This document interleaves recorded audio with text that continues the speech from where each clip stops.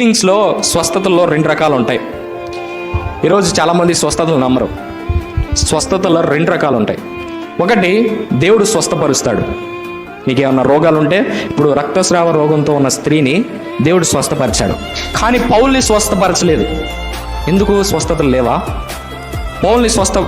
పౌలు దేవుడి దగ్గరికి వెళ్ళి, ప్రభువా నాకు ఈ రోగం తీసేయంటే దేవుడు ఏమన్నాడంటే, నా కృప నీకు చాలన్నాడు. నా కృప నీకు చాలన్నాడు. అయితే పౌలు ఆ రోగంతో చచ్చిపోలేదు. హల్లెలూయా.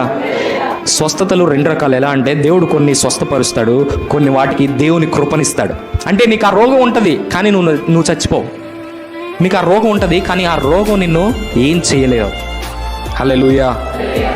దేవుడు ఎందుకంటే రోగాలు, ఇప్పుడు కొంతమంది ఏంటంటే, కొంతమందికి ఆ రోగాలు ఉంటేనే దేవుని కోసం ఎక్కువ పని చేస్తారు.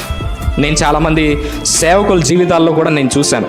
ఏంటంటే, వాళ్ళు దేవుని సేవకులే, కానీ రోగాలతో బాధపడుతూ ఉంటారు. వీళ్ళని చూసి కొంతమంది వచ్చి, పాస్టర్ గారికి రోగం తగ్గలేదు, నాకు ప్రార్థన చేస్తే రోగం తగ్గిద్దా? చాలామంది కామెంట్స్ చేస్తూ ఉంటారు.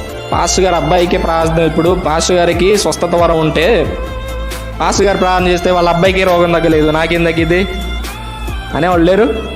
ఉన్నారు. దేవుడు నిన్ను స్వస్థపరుస్తాడా, దేవుడు కృపనిస్తాడా అనేది ఆయన ఇష్టం. నువ్వు మాత్రం నమ్ము, నీ జీవితంలో కార్యాలు చేస్తాడు. స్వస్థపరుస్తాడు, లేదా దేవుని కృపనిస్తాడు. హల్లెలూయా. నా మాటలు అర్థమవుతున్నాయా?